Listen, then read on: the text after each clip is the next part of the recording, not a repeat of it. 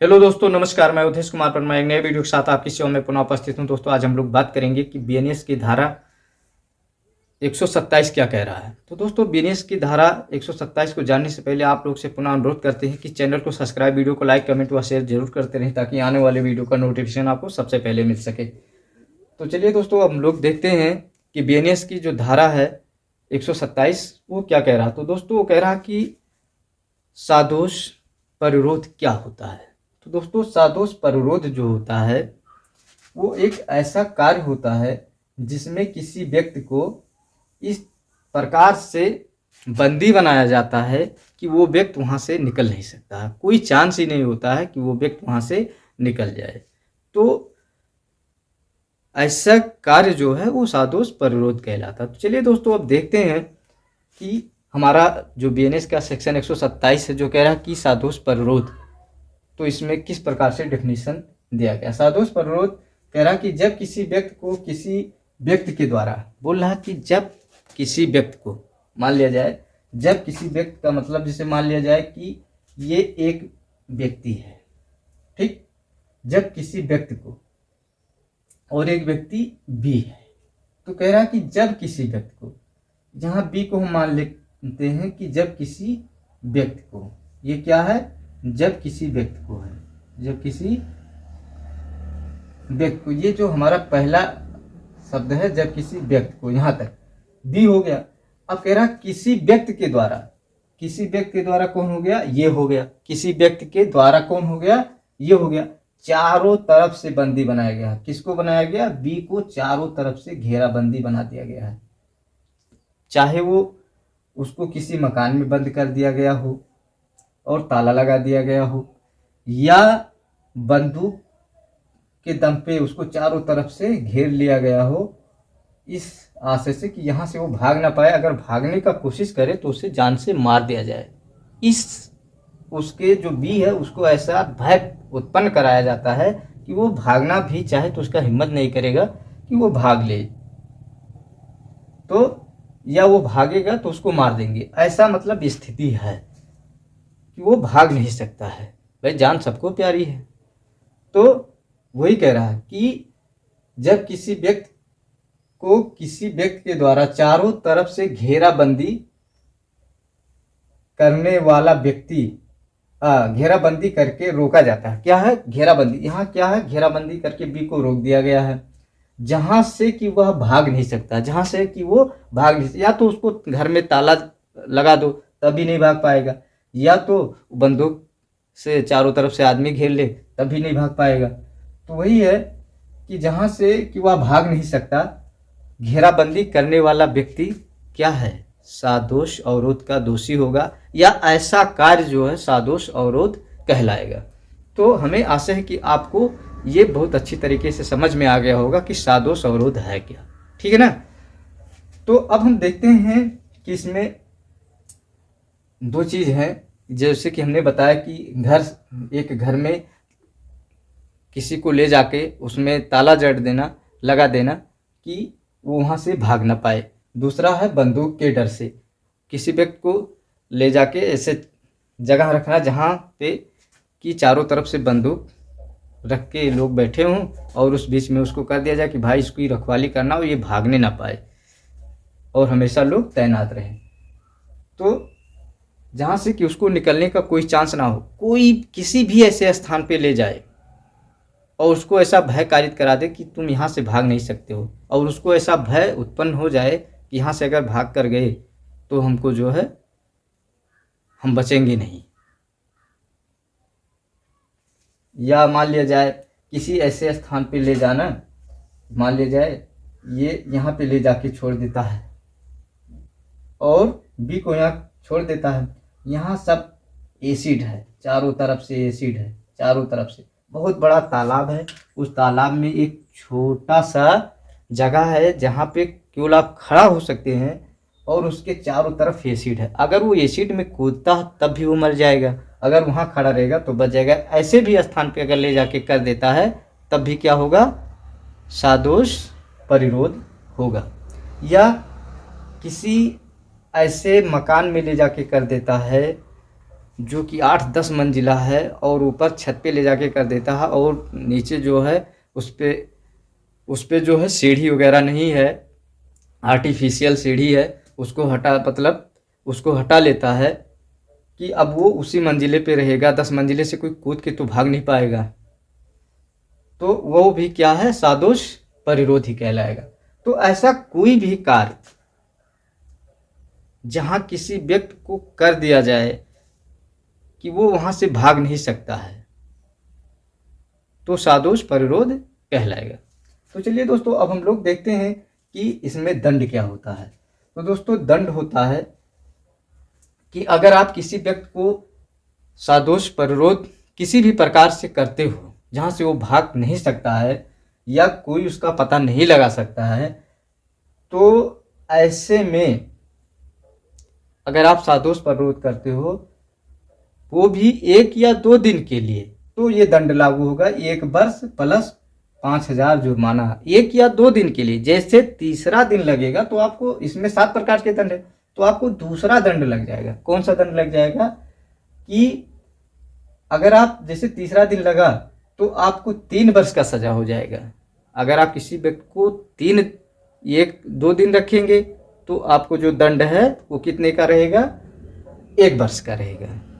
अगर तीसरा दिन लग गया और नहीं छोड़े उसको, तो 3 वर्ष का दंड प्लस 10,000 जुर्माना हो जाएगा। और अगर ये 1-2 दिन में छोड़ देते हैं तो 1 वर्ष प्लस 5,000 रुपये का जुर्माना रहेगा, या दोनों से दंडित किया जाएगा।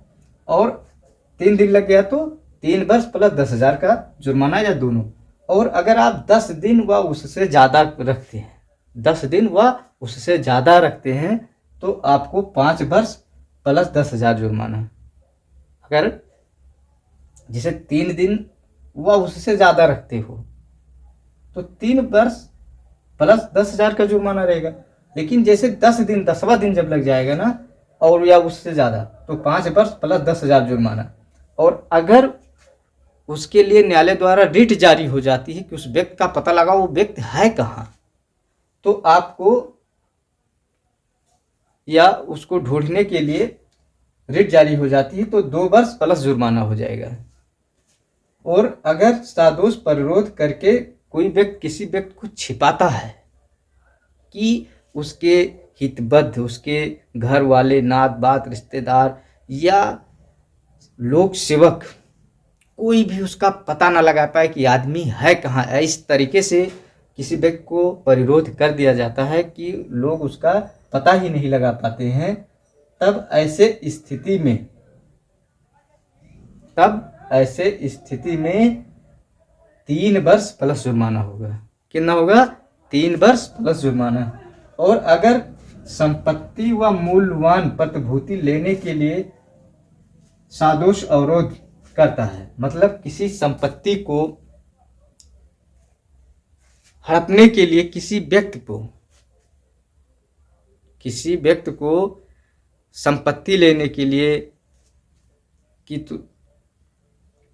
परिरोध किया जाता है, सादोष परिरोध किया जाता है कि किसी व्यक्ति से कोई चीज़ मांगा गया, नहीं दिया, मतलब मूल्यवान संपत्ति। अभी थोड़ी कि कोई सुई मांगने के लिए किसी को परिरोध कर देगा।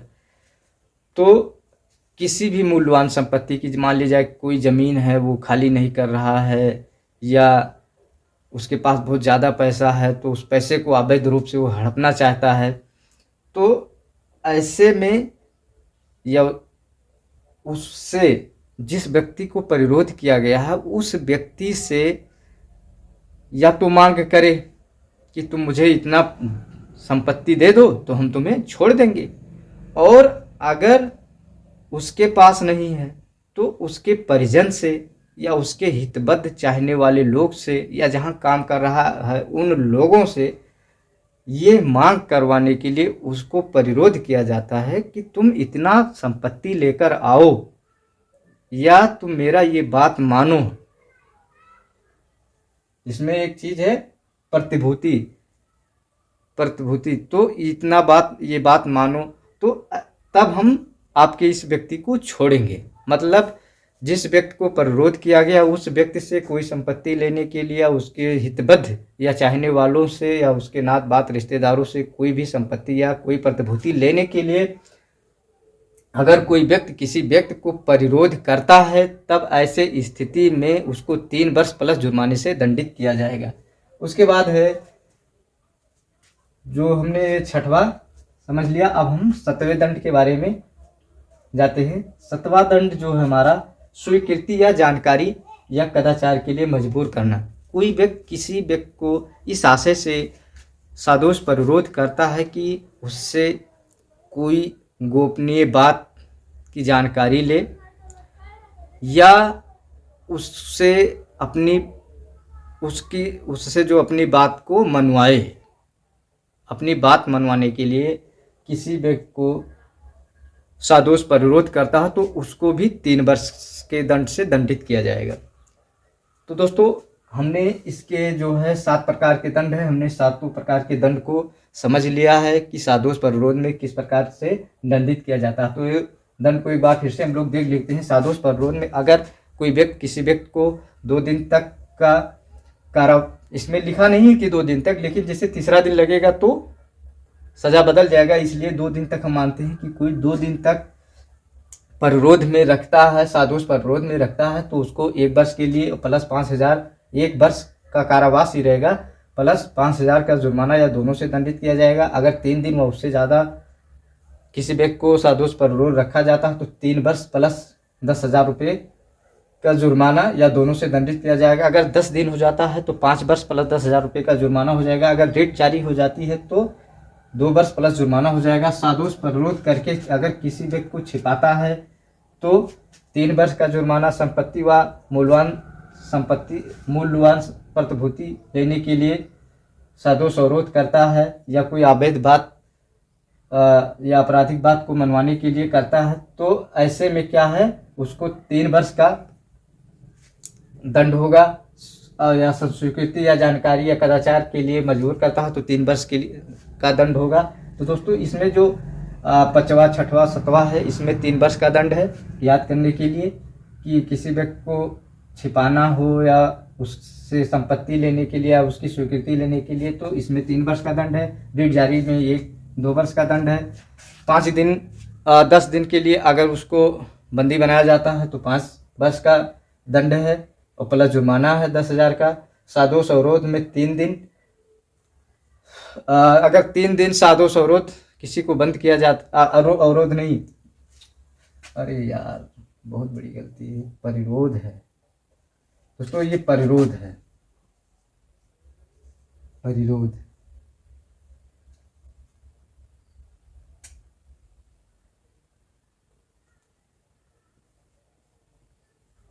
सादोष परिरोध, अगर किसी व्यक्ति को 3 दिन तक सादोष परिरोध में रखा जाता है तो ऐसे व्यक्ति को भी क्या है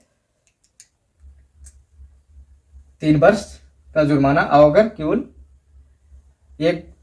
1-2 दिन के लिए सादोष परिरोध किया जाता है तो 5,000 का जुर्माना। तो है दोस्तों, हमको आशा है कि वीडियो आपको पसंद आया होगा। दोस्तों वीडियो पसंद आया हो तो चैनल को सब्सक्राइब, वीडियो को लाइक, कमेंट व शेयर जरूर करते रहें ताकि आने वाले वीडियो का नोटिफिकेशन आपको सबसे पहले मिल सके। वंदे मातरम, जय हिंद। फिर मिलेंगे किसी नए वीडियो में, तब तक अपना ख्याल रखिएगा।